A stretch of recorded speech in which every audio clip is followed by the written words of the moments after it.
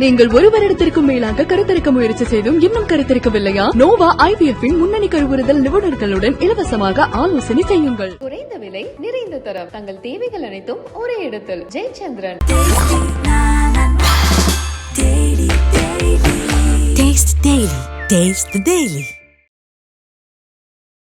ஒரு விஷயத்தை கூட தெளிவில்லாமல் நீ பேச முடியாதுங்க. சினிமாலேயே பேச முடியாது, அரசியல் எப்படி பேச முடியும்? முதல்ல இது சினிமா ஷூட்டிங் கிடையாது. சினிமாவில் நீ எதை வேணால் பேசிட்டு போவ, உங்களை எவனும் கேட்க போகிறது கிடையாது. சென்சாரில் எதையோ வச்சு அவன் அனுமதி கொடுப்பான், நீங்கள் எதையோ பேசுவீங்க, எவனோ பார்ப்பான். லாஜிக்குக்கும் உங்கள் சினிமாவுக்கும் சம்மந்தமே கிடையாது. இதுதான் நான் ஜனங்களை வந்து பல வருடங்களாக நீங்கள் முட்டாளாக்கி வாழ்ந்து கொண்டிருக்கிறீர்கள். சும்மா 19 போகிற போக்கில் ஸ்பெஷல் கன்கரண்ட் லிஸ்ட்னா இருக்கிறத வச்சே ஒப்பேற்ற முடியல. மாநிலங்களோட அதிகாரத்தை பறிக்கிறான். புதுசாக concurrent list, special concurrent list ஒன்று கொண்டு போய் சொருவ போகிறீங்களா? எப்படி சாத்தியம்? இது அறவே சாத்தியமற்றது. எவன் கொடுத்த யோசனைன்னு தெரியல. நலத்திட்ட உதவி வழங்கும் போது நீங்கள் நீட்டை பற்றி ஏன் பேசலான்னு சில கேள்விகள் எழுப்பப்பட்டாங்க. ப்ராபப்ளி அந்த அடிப்படையில் அவர் இன்றைக்கி பேசியிருக்கலாம். பேசினது மகிழ்ச்சி.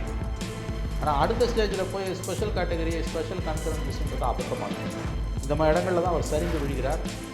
இந்த மாதிரியான ஒரு அபத்தமான பேச்சுக்கள் அவரை கொண்டு போய் முகசந்தில் தான் நிறுத்தும். எதிர்க்கட்சிகளுடைய கேலி பொருளாக, விமர்சனத்துக்கு பொருளாக, கேலி பொருளாக. சார் வணக்கம். வணக்கம். நடிகர் விஜய் அவர்கள் 2வது கட்டமாக மாணவர்களை சந்திச்சிருக்காரு, அவங்களுக்கு நிதியுதவி செஞ்சிட்ருக்காரு. இந்த ஒரு சமயத்தில் அவர் இன்னைக்கு பேசின அந்த மேடை பேச்சு அப்படிங்கிறது ஒரு முக்கியமான விஷயமும் கூட. தமிழக அளவில் நீட் தேர்வுக்கு எதிராக திமுக இன்றைக்கி போராட்டத்தை முன்னெடுக்கிறாங்க.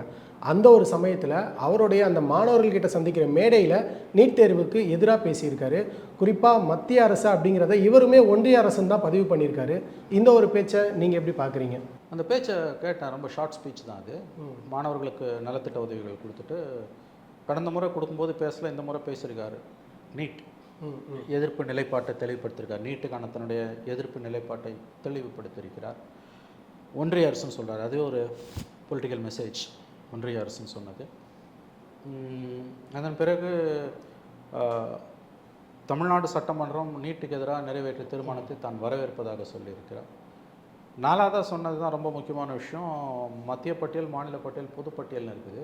எஜுகேஷன் வந்து இப்போ பொதுப்பட்டியலில் இருக்குது இல்லையா? பொதுப்பட்டியல் இருக்கா, மத்திய பட்டியலில் இருக்கா? பொதுப்பட்டியலில் இருக்குது. பொதுப்பட்டியலில் இருக்குது. பொதுப்பட்டியலில் இருந்து அதை வந்து மறுபடியும் மாநில பட்டியலுக்கு மாற்றணும். அப்படி இல்லைன்னா சிறப்பு பொதுப்பட்டியல்னு ஒன்று உருவாக்கி அதுக்கு மாற்றணுன்றது ரொம்ப ஸ்ட்ரேஞ்சாக இருக்குது. அப்படிலாம் உருவாக்க முடியாது. எனக்கு தெரிஞ்ச அரசியல் சாசனத்தில் இருக்கிற கிளாஸிஃபிகேஷன்ஸ்குள்ளே தான் நீங்கள் ஒன்றுலேருந்து ஒன்றை மாற்ற முடியுமே தவிர, அது கூட பொதுப்பட்டியலுக்கு போனதோ மாநில பட்டியலுக்கு மாற்றினதே எனக்கு தெரிஞ்சு இல்லை, உதாரணங்கள் இல்லை. அதை விட முக்கியமானது, ரொம்ப முக்கியமானது, இருக்கிறது 3 கேட்டகரி தான் கான்ஸ்டிடியூஷனில். மாநில பட்டியல், மத்திய பட்டியல், பொதுப்பட்டியல். இதில் பொதுப்பட்டியலில் இருக்கிறத மீண்டும் மாநில பட்டியலுக்கு மாற்றணும்னு கேட்குறது ஓகே. அது முடியலன்னா சிறப்பு பொதுப்பட்டியல், ஸ்பெஷல் கன்கரண்ட் லிஸ்ட் ஒன்று உருவாக்கணுன்ற, அப்படிலாம் உருவாக்குனதே கிடையாது. எனக்கு தெரிஞ்சு இந்த 3 கேட்டகரியை தவிர புதுசாக எந்த கேட்டகரியுமே பை எனி நேம் அவர் சொல்கிற மாதிரி பார்த்தா ஸ்பெஷல் கன்கரண்ட் லிஸ்ட்னு ஒன்று உருவாக்கி கடந்த 75 வருஷத்தில் வந்து இது வரைக்கும் பண்ணதே கிடையாது. யார் கொடுத்த யோசனையில் அவர் இதை பேசுகிறாருன்னு தெரியல. 3 கேட்டகரி: மாநில பட்டியல், மத்திய பட்டியல், பொதுப்பட்டியல். மாநில பட்டியலேருந்து பொதுப்பட்டியலுக்கு கொண்டு போயிட்டானுங்க. ஒன்று மறுபடியும் மாநில பட்டியலுக்கு கொடுன்னு கேட்டால் மத்திய அரசு அதை செய்யலாம், விரும்பினா செய்யலாம். அப்படி இல்லைன்னா அது அங்கேயே தான் இருக்கும். இவர் என்ன கேட்குறாரு, இருக்கிற 3ல் ஒன்றுக்குள்ளே ஒன்றை மாற்றிக்கிறதுன்றது கடந்த காலங்கள் நடந்ததாகத்தான் எனக்கு நினைவு. ஆனால் உறுதியாக சொல்ல முடியும், நான் இந்த 3 தாண்டி வேறு ஒரு கேட்டகரியை இருக்கிற கேட்டகரிக்குள்ளே ஷஃபில் பண்ணிக்கலாம், மாற்றி கொண்டு வந்துக்கலாம். லாஜிக்கலி கேட்டகரியே புதுசாக உருவாக்கணுன்றாரு. ஸ்பெஷல் கன்கரண்ட் லிஸ்ட்னு ஒன்று உருவாக்கணுன்றாரு. சரி, ஸ்பெஷல் கன்கரண்ட் லிஸ்ட்னு ஒன்று உருவாக்கணும்னு சொல்கிறீங்களே, அதோட பவர்ஸ் என்ன? இப்போ மாநில பட்டியலில் இருக்க விஷயங்களில் அதிகாரம் எடுக்கக்கூடிய உரிமை மாநிலங்களுக்கு மத்திய அரசு தலையிட முடியாது.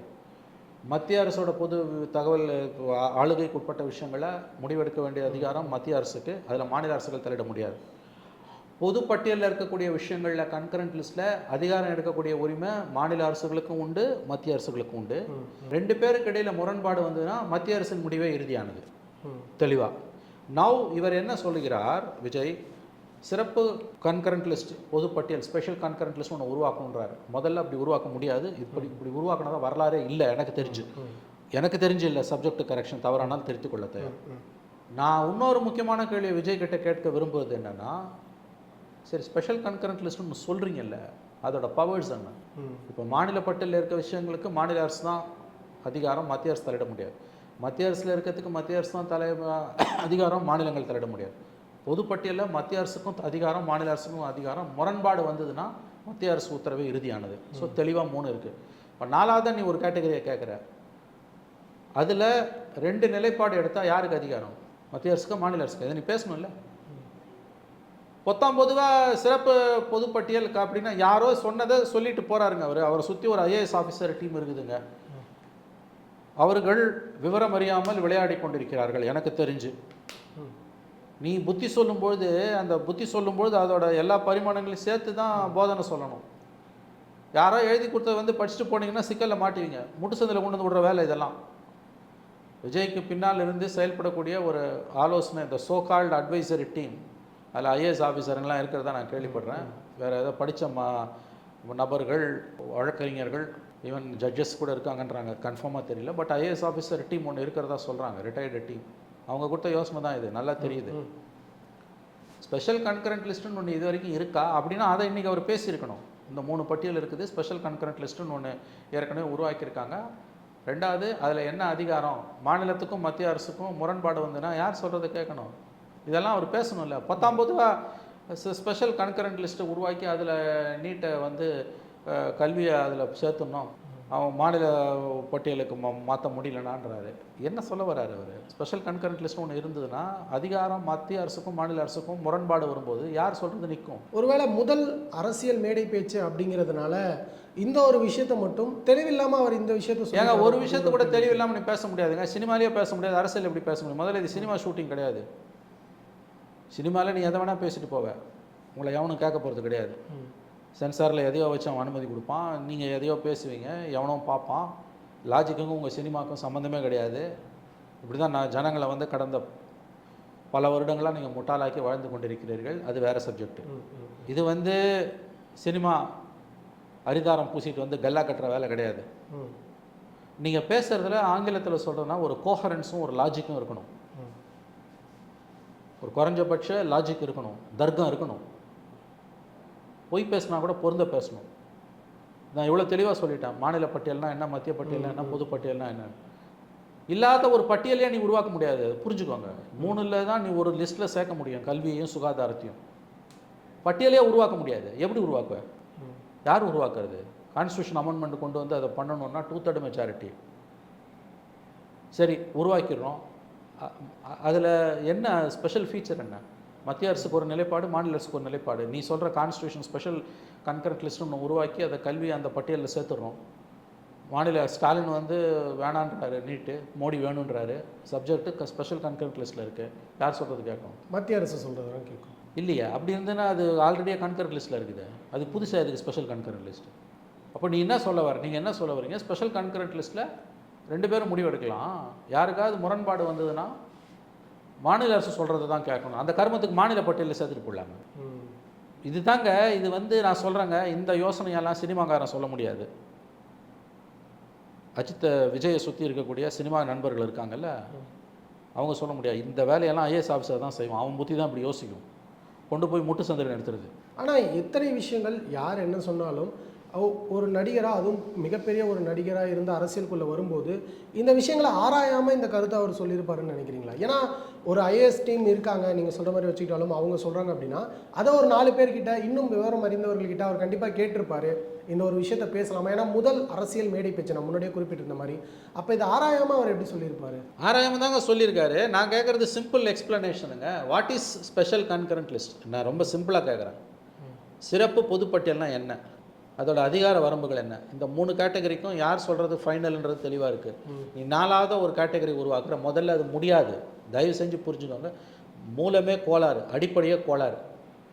இல்லாத ஊருக்கு வழி தேடுற நீ. ஒரு வாதத்துக்கு வச்சுப்போம், அது கொண்டு வரான்னு. அந்த பட்டியலோட அதிகாரம் என்ன? அந்த பட்டியலில் வந்து முரண்பாடு வந்ததுன்னா யாருக்கு அதிகாரம்? சும்மா 19ல் போகிற போக்கில் ஸ்பெஷல் கன்கரண்ட் லிஸ்ட்னா இருக்கிறத வச்சே ஒப்பேற்ற முடியல, மாநிலங்களோட அதிகாரத்தை பறிக்கிறான். புதுசாக concurrent list, special concurrent list ஒன்று கொண்டு போய் சொருவ போகிறீங்களா? எப்படி சாத்தியம்? இது அறவே சாத்தியமற்றது. இது எவன் கொடுத்த யோசனைன்னு தெரியல. அபத்தமானதுங்க இதெல்லாம். யூஆர் பிகமிங் அ லாஃபிங் ஸ்டாக். நீங்கள் கேலி பொருளாக மாறிக்கொண்டிருக்கிறீர்கள். இப்படிலாம் பண்ண முடியாது பாலிடிக்ஸு. நீட்டை பற்றி பேசுனீங்க, வரவேற்கத்தக்கது. மாநில அரசோட சட்டமன்ற தீர்மானத்தை ஆதரித்தீர்கள், வரவேற்கத்தக்கது. நீட்டு ஒழிக்கப்பட வேண்டும்னு சொன்னீங்க, வரவேற்கத்தக்கது. நாலாவதாக ஒன்று சொன்னீங்க பாருங்கள், பொதுப்பட்டியலேருந்து மாநில பட்டியலுக்கு மாற்றணும், முடியலன்னா சிறப்பு பொதுப்பட்டியலில் அங்கே தான் நீங்கள் சரிக்கு விழுறீங்க, அங்கே தான் நீங்கள் நகைப்புக்குரிய பொருளாக மாறுகிறீர்கள். இதுக்கெல்லாம் எக்ஸ்கியூஸ் கிடையாது. இது இன்னும் கேலி பேசுவாங்க. குறிப்பாக திமுக இதை வந்து பெரிய அளவில் கேலி பேசும். ஏன்னா விஜயை பார்த்து அவங்க திமுகவுக்கு ஒரு கலக்கம் இருக்கிறது. அதனால் விஜய் செய்யக்கூடிய சிறிய சிறிய தவறுகளை கூட ஆங்கிலத்தில் சொல்லுவாங்க, they will make a mountain out of a moleன்னுவாங்க. ஒரு வாட்டையிலேருந்து மலையை உருவாக்குவாங்க திமுக. எதுக்கு இடம் கொடுக்குறீங்க? பேசுறது தெரிஞ்சு தான் பேசுகிறீங்களா? ஸ்பெஷல் கன்கரண்ட் லிஸ்ட்டுன்றது ஒன்று உருவாக்கணும்னு இது வரைக்கும் உருவாக்கியிருக்காங்க. அப்படி முடியுமா? அது குறித்த புரிதல் உங்களுக்கு என்ன? எவன் கொடுத்த யோசனை இது? இன்னொன்று சொல்லார், அப்படி வந்தாலும் சில பேர் அதை அனுமதிக்க மாட்டாங்கன்றாரு. அது திமுகவை சொல்கிறாரா, பிஜேபியை சொல்கிறாரான்னு அவருக்கு வெளிச்சம். அந்த ஸ்டேஜுக்கெல்லாம் போகாதீங்க. முதல்ல இது எப்படி சாத்தியம்? இந்த கிளாசிஃபிகேஷன் கான்ஸ்டிடியூஷனில் எப்படி சாத்தியம்? இது அறவே சாத்தியமற்றது. சரி, அப்படி ஒருவேளை கற்பனையாக வச்சுக்கோ, வைத்துக்கொள்ளுங்கள், சாத்தியமானதுன்னா அதோட அதிகார வரம்புகள் என்ன? சும்மா எதையோ பேசிட்டு போயிட முடியாதுங்க மேடையில். போன தடவை நீங்கள் வந்து மாணவர்களோட கலந்துரையாடும் போது, கடந்த வாரம் உங்கள் பிறந்தநாள் அன்றைக்கி என்னமோ நீங்கள் புத்தகங்கள் மாணவர்களுக்கு உதவித்தொகை நலத்திட்ட உதவிகள் வழங்கும்போது நீங்கள் நீட்டை பற்றி ஏன் பேசலைன்னு சில கேள்விகள் எழுப்பப்பட்டன.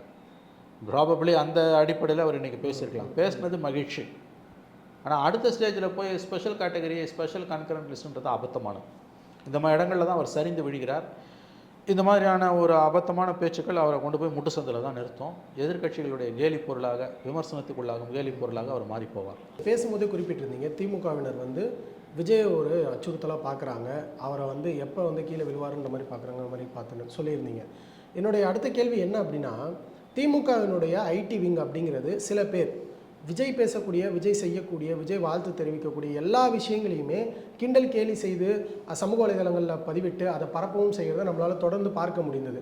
நம்ம வெரிஃபை பண்ணி பார்த்த வரைக்கும் சில பேர் பார்த்தீங்க அப்படின்னா ஐடி விங்கில் இருக்கக்கூடிய நிர்வாகிகளாகவே இருக்காங்க. அப்படி இருக்கும்போது இன்னைக்கு மேடையில் நீட் குறித்து விஜய் அவர்கள் பேசுகிறாரு. தமிழகம் முழுக்க திமுக நீட்டை எதிர்த்து இன்றைக்கி போராட்டம் நடத்துகிறாங்க.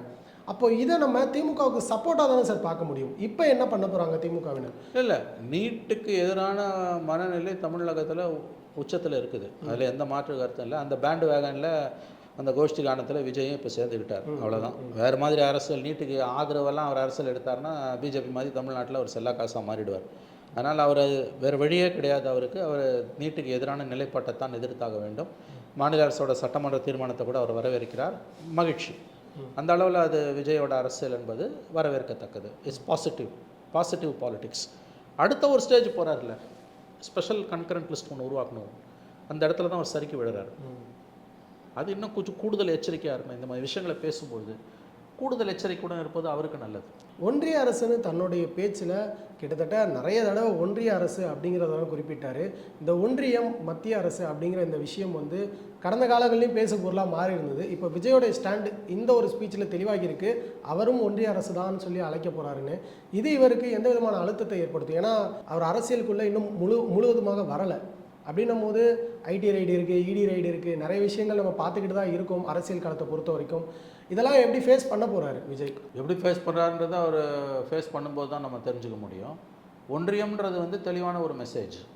லுக், நான் வந்து அந்த டிஎம்கே ஓட் பேங்கை தான் குறி வைக்கிறேன், மத்திய அரசுன்னு நான் சொல்ல மாட்டேன், ஒன்றிய அரசுன்னு சொல்கிறது மூலமாக அவர் டிஎம்கே ஹார்ட்கோர் திமுக வாக்கு வங்கியை குறி வைக்கிறார். அப்போ திமுக தான் முதல் எதிரி. ஆமாம்மா. ரெண்டாவது வந்து இப்போ மத்திய அரசுன்னு சொல்லாமல் திமுகவோட கூட்டணி கட்சிகள் நிலைவதுவான்களாக இருக்கக்கூடிய இடதுசாரிகள், விசிக, மதிமுக, காங்கிரஸ் உட்பட அவங்களும் ஒன்றிய அரசு தான் அதை சொல்கிறாங்க. இவர்கள் சொல்லக்கூடிய ஒன்றிய அரசு என்பது வந்து அந்த வார்த்தையை இப்போ சோவியத் யூனியன்றது சோவியத் ஒன்றியம், யூரோப்பியன் யூனியன் என்பது யூரோப்பியன் யூனியன். அந்த மாதிரி India is a union of states, அதுலேருந்து வருது. பல மாநிலங்களின் கூட்டமைப்பு தான் இந்தியா என்கின்ற அந்த ஒரு பேரரசு. ஆனால் உண்மையிலேயே என்னை பொறுத்த வரைக்கும் அது மத்திய அரசு தான், ஒன்றிய அரசு கிடையாது. ஏன்னா ஐரோப்பிய யூனியனும் சோவியத் யூனியனும் வந்து பிரிந்து போகும் உரிமை உள்ளது. இந்திய யூனியன்லேருந்து நீ பிரிஞ்சு போக முடியாது. ஒன்றியன்ற வார்த்தைக்கு பல பொருள்கள் உண்டு. நம்ம என்றைக்குமே வந்து கான்செப்டை தான் எடுத்துக்க முடியுமே தவிர வார்த்தையை எடுத்து தொங்க முடியாது. இப்போ நீங்கள் போனீங்கன்னா கீழாவூர் ஒன்றியம்னு இருக்கும் ராமநாதபுரம் மாவட்டத்துக்கு. ஒவ்வொரு மாவட்டத்துக்குள்ளே போனீங்கன்னா ஒரு ஒன்றியம், பேரூராட்சி, நகராட்சி, ஒன்றிய கிளைக்கழகம்லாம் இருக்கும். அப்போ அந்த ஒன்றியத்துக்கு இந்த ஒன்றியத்துக்கு என்ன வித்தியாசம்? India is a union of ஸ்டேட்ஸ்ன்றது உண்மை. மாநிலங்களின் கூட்டமைப்பு தான் இந்தியா. ஆனால் இந்த இந்திய அரசுக்கு இருக்கக்கூடிய அதிகாரம் சோவியத் யூனியன்ற ஒன்றியத்துக்கும் ஐரோப்பிய யூனியனுக்கும் இருக்கக்கூடிய ஒன்றியத்தை விட இது அதிகாரம் படைத்தது. இங்கே பிரிஞ்சு போகிற உரிமை கிடையாது. பிரிஞ்சு போகிற உரிமை இருந்ததுனா தான் அது ஒன்றியம்ன்ற பேர் வந்து பிரிவினைவாதம் பேசவே முடியாது. அரசியலமைப்பு சாசனத்தின்படி இங்கு பிரிந்து போகக்கூடிய உரிமை, பிரிவினைவாதத்தை விட்டுருங்க, அரசியலமைப்பு சாசனத்தின்படி பிரிந்து போகக்கூடிய உரிமை என்பது எந்த மாநிலங்களுக்கும் இங்கே கிடையாது. ஐரோப்பிய யூனியனில் அது இருந்தது, சோவியத் யூனியனில் அது இருந்தது. அதனால தான் அவை ஒன்றியம் என்று அழைக்கப்பட்டன. இந்த ஒன்றியம் என்பது நீங்கள் அந்த யூனியன் ஆஃப் ஸ்டேட்ஸ்ன்றதை வச்சுக்கிட்டு எடுக்கிறீங்க. ஆக்சுவலாக இது மத்திய அரசு தான், இது ஒன்றிய அரசு கிடையாது. அது சொன்னால் இன்றைக்கி பல பேருக்கு கோபம் வரும். இது ஸ்டாலின் கவர்மெண்ட் வந்தோடனே செய்த முதல் காரியம் இது. அதை எல்லாரும் பிடிச்சுன்னு தொங்குறான் இன்றைக்கி. ஆக்சுவலாக அதனுடைய பொருள் படி பார்த்தீங்கன்னா அது மத்திய அரசு தான், ஒன்றிய அரசு கிடையாது. அதுக்கு நான் சரியான உதாரணம் மறுபடியும் சொல்கிறேன். சோவியத் ஒன்றியம் வாங்க அந்த காலத்தில் அந்த யூனியன்லேருந்து பிரிஞ்சு போன நாடுகள் தான் 91 சோவியத் யூனியன் துண்டாக உடஞ்சப்போ கசகஸ்தான், கிர்கிஸ்தான், உஸ்பெகிஸ்தான் இந்த மாதிரி நாடுகள் எல்லாம். அதே மாதிரி ஐரோப்பிய யூனியன்றது வந்து பல நாடுகளை கொண்டது. ஆனால் அவங்க ஒரு யூனியனாக இருக்காங்க. இங்கே இந்தியாவில் வந்து பிரிந்து போகும் உரிமை காஷ்மீருக்கோ தமிழ்நாட்டுக்கோ பஞ்சாபுக்கோ இருக்கா? கிடையாது. சொன்னாலே உன்னை பிடிச்சி உள்ளே போடுவான் இல்லையா? அப்போ எப்படி இது ஒன்றியமாகும்? அப்போ நீ இன்னொன்று சொல்கிறேன், நம்ம தமிழ்நாட்டில் பல இடங்களில் வந்து கிராம பஞ்சாயத்து ஒன்றியம் அப்படிலாம் நம்ம சொல்கிறோம்ல, நகராட்சிகள் ஒன்றியம்லாம். அந்த ஒன்றியத்துக்கு இதுக்குமான வித்தியாசம் என்ன? ஆகவே இந்த முதல்ல ஸ்டாலின் கவர்மெண்ட் வந்த பிறகு செய்த ஒரு, என்னை பொறுத்த வரைக்கும் ஒரு ஐ கேன் சே தட் இது வந்து அவங்க வந்து பெரிய பாவம்லாம் ஒன்றும் கிடையாது, அதை நான் ஒத்துக்கிறேன். பட் இது ஒரு எதிர்காலத்தில் பிரச்சனையை உருவாக்கக்கூடிய ஒரு விவரமாக தான் நான் இதை பார்க்குறேன். கலைஞர் வந்து கடைசி வரைக்கும் ஒன்றியம்னு சொல்லவே இல்லை. கலைஞர் மத்திய அரசுன்னு தான் சொன்னார். இன்றைக்கி 3 வருஷமாக இவங்க சொன்னதில் அத்தனை பேரும் திமுகவோட கூட்டணி கட்சிகள், நிலைவத்வான்களாக மாறி போய்விட்ட கூட்டணி கட்சிகள், தமிழ் தேசியம் பேசக்கூடியவர்கள், இவங்க எல்லாருமே வந்து மோடியை பிடிக்காதவர்கள், எல்லாமே ஒன்றியம்னு சொல்கிறாங்க. ஆக்சுவலாக இது ஒன்றியம் கிடையாது, இது மத்திய அரசு தான். ஆனால் விஜயோட இந்த வார்த்தையோட அர்த்தம் என்னென்னா, இந்த கோர் ஓட் பேங்கை அவர் குறிவைக்கிறார். மத்திய அரசுன்னு சொல்ல மாட்டேன், ஒன்றியம்னு சொல்கிறது மூலமாக நானும் வந்து உங்கள் மாதிரி உங்கள் கோஷ்டி காலத்தில் கலந்துக்கிறேன், நானும் வந்து இந்த தமிழ் தேசியம் பேசுகிறேன்னு தான் அவர் சொல்கிறாரு. அதுக்கு ஒன்றும் பெரிய அர்த்தம் கிடையாது. எது அவரோட ஓட் பேங்க்? முதல்ல அவர் ஒன்றியம்னு சொல்கிறது மூலமாக அவருக்கு ஒன்றும் 10 ஓட்டு கூட்டிகிட்டு போகிறது கிடையாது. ஏற்கனவே அது ஃபுட்பாலில் ஓடிட்டுருக்குது அந்த கட்சிகள். அதனால் வந்து இது வந்து வாக்கு வங்கின்ற முறையில் வந்து அவர் திமுக ஆதரவு நிலைப்பாட்டு கொண்ட கட்சிகளை குறிவைக்கிறார் என்பதைத்தான் அவருடைய வாயிலிருந்து வந்த ஒன்றியம் என்கின்ற வார்த்தை குறிக்கிறது. உங்களுடைய நேரத்தை பெண்ணமைக்கு ரொம்ப நன்றி சார். நீங்கள் ஒரு வருடத்திற்கும் மேலாக கருத்தரிக்க முயற்சி செய்தும் இன்னும் கருத்தரிக்கவில்லையா? நோவா ஐவிஎஃப்பின் முன்னணி கருவுறுதல் நிபுணர்களுடன் இலவசமாக ஆலோசனை செய்யுங்கள். குறைந்த விலை, நிறைந்த தரம், தங்கள் தேவைகள் அனைத்தும் ஒரே இடத்தில். ஜெயச்சந்திரன்.